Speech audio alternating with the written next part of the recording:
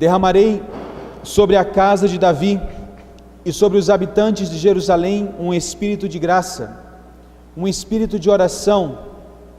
Eles olharão para mim. Esse versículo da primeira leitura do profeta Zacarias, no capítulo 12, versículo 10, faz que nós possamos hoje, nesta homilia, fazermos uma reflexão e uma pergunta que é fundamental para a vida de todo cristão.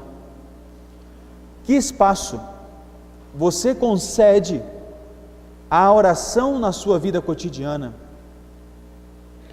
Que lugar a oração ocupa na lista das suas tarefas? Nessas tarefas cotidianas mais importantes, aonde está a vida de oração? Você coloca a vida de oração atrás ou na frente de quê? Ela tem um primeiro lugar? Ou, em vez disso, ela se situa na periferia das tuas atividades? Eu acho que esse exame de consciência sobre a nossa vida de oração, aonde nós vemos hoje Jesus Cristo, no início do Evangelho, dizia, Jesus estava retirado, rezando no lugar, escondido. Jesus busca a vida de oração. E a resposta a essa pergunta, aonde está a vida de oração na minha vida, me leva a responder também à pergunta da presença de Deus no meu coração. Certamente vocês e todos nós buscamos justificar-nos diante dessa avalanche de atividades que todos nós temos, uns mais que outros, mas todos nós temos muitas obrigações, muitas atividades, muito o que fazer. Mas Jesus também nos diz: Marta, Marta, por que te entretens naquilo que não é essencial na tua vida? Uma só coisa é necessária. E às vezes nós continuamente nos justificamos dizendo: eu não tenho tempo para rezar. Não dá, padre, é muita coisa que eu tenho que fazer. E além disso o Brasil está jogando. E além disso o Brasil está ganhando. Como é que eu vou rezar? Sim, queridos irmãos e irmãs, é uma pergunta importantíssima. Uma vez o cardeal Lercaro, arcebispo de Bolonha, numa palestra que ele estava dando para os sacerdotes, ele chamou os sacerdotes para falar exatamente sobre a vida de oração e começou a motivar os sacerdotes dizendo: queridos sacerdotes, não deixem de rezar, fazer sua meditação pelo menos durante meia hora no seu dia, porque vocês precisam rezar. E um sacerdote jovem se levanta no meio do povo e diz assim: cardeal, achei ótima a sua palavra, mas como é que eu vou rezar, cardeal? Se no domingo eu me levanto e logo depois eu já tenho a missa para celebrar, e termina a Santa Missa, eu tenho que me colocar para confessar, e termina a confissão, eu tenho que batizar uma pessoa, e termina o batismo, eu tenho que sair para outra missa, e termina aquela outra missa, eu vou ter que encomendar um corpo, e depois de encomendar um corpo, me chamam para o hospital para dar unção dos enfermos, e eu tenho que falar com os meus paroquianos nas casas, e tenho que ir de lugar para outro. Como que eu vou conseguir meia hora?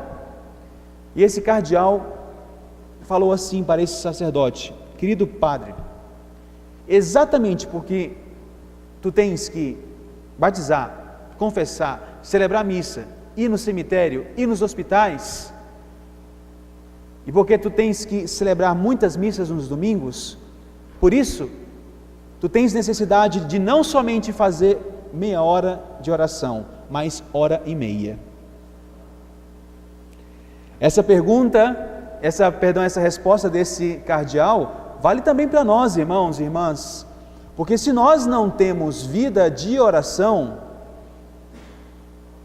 ninguém resiste, ninguém consegue perseverar na fé. Um sacerdote que não reza entra em parafuso e começa a buscar outros amores fora do sacerdócio. Um casal que não reza, como é que a família vai permanecer unida? O namorado que não reza com a namorada, como que vai construir um verdadeiro namoro cristão?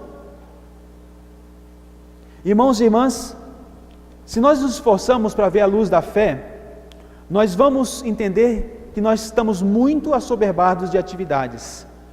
Mas, se nós não dedicamos tempo à nossa vida de oração, a nossa vida vai ficando vazia. Ela realmente fica vazia.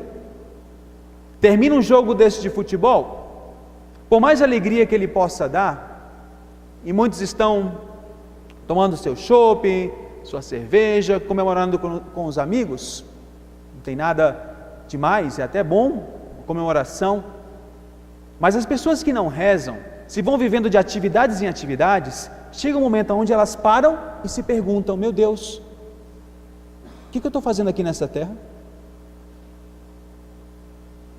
Ah não, eu tenho que viajar então, e viajo, e termina a viagem, e volta da viagem, meu Deus, que sentido tem a minha vida? Ah não, deixa eu fazer alguma coisa. Isso pode acontecer com um padre, isso pode acontecer com uma freira, pode acontecer com vocês, com todos nós. Lembre-se daquilo que João Paulo II, uma vez aconteceu com ele, e ele disse para o secretário dele, Monsenhor Stanislau. Monsenhor Stanislau chegou super preocupado com um assunto e disse: querido Papa, ele estava na capela, João Paulo II rezando, e ele disse: querido Papa, tem um assunto muito importante, urgente, que surgiu na nossa igreja. E João Paulo II olhou para o Monsenhor Stanislau, que hoje é cardeal, e disse: é urgente, Stanislau? É delicado? Muito, Santo Padre, preciso falar com você. Então senta aqui que a gente vai rezar por esse assunto antes. Irmãos, a vida de oração, nós temos que entender isso que Jesus fala.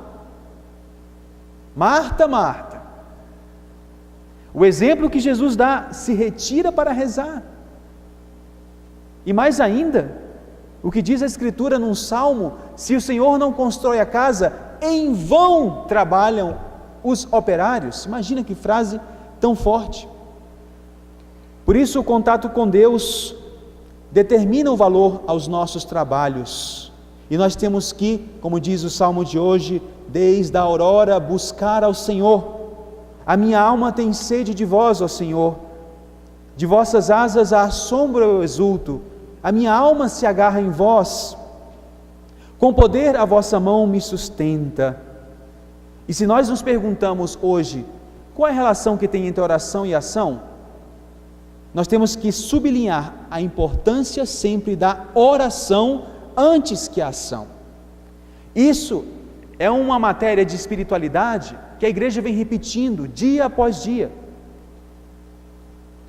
Todas as coisas grandes desse mundo provêm da vida de oração. O que nasce na nossa fé de grande vem a partir do contato com Jesus, com Nossa Senhora, com a vida de oração. E por isso São Paulo dizia aos Gálatas: fostes revestidos de Cristo. Gente, quando Cristo nos reveste, surgem os verdadeiros e grandes projetos interiores e exteriores. Por isso nós temos que buscar a Cristo, homenagear a Cristo, adorar a Jesus. E uma coisa é certa: se nós não rezarmos, as pessoas não vão precisar de nós. O mundo aí fora vai precisar talvez dos nossos talentos que nós temos humanamente falando, mas se a gente não reza, o mundo aí fora não vai precisar da nossa vida cristã, porque ninguém dá o que não tem. Nós precisamos rezar.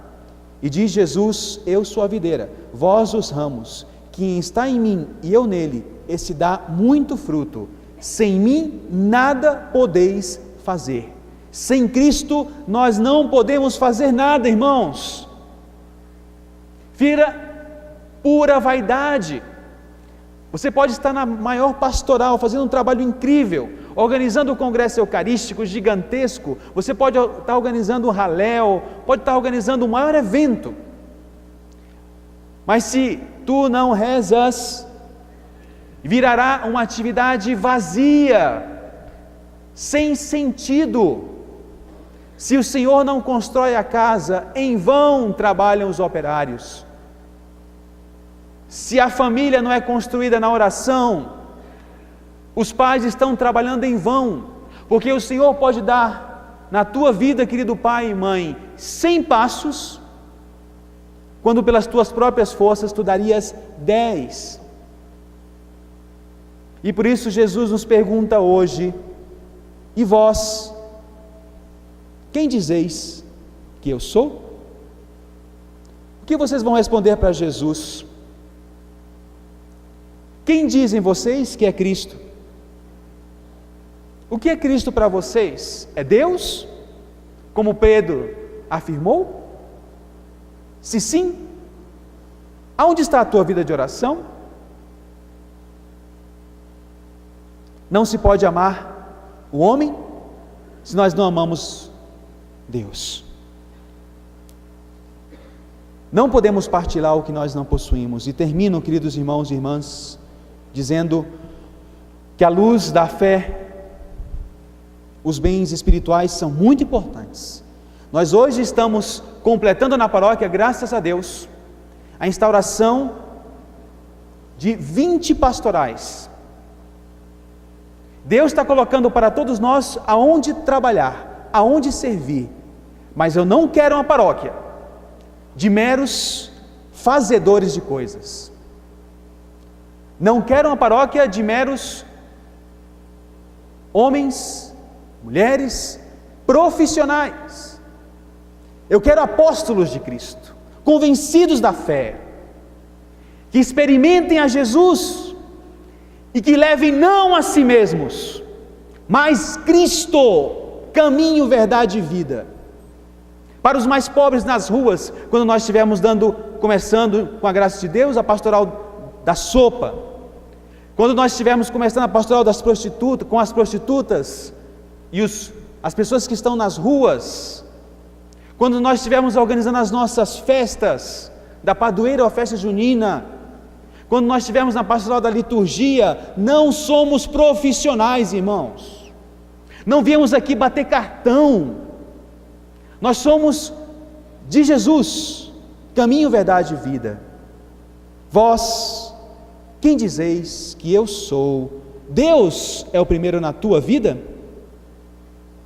Rezes primeiro e atues depois. Rezes primeiro e amarás muito mais depois. Seja louvado nosso Senhor Jesus Cristo.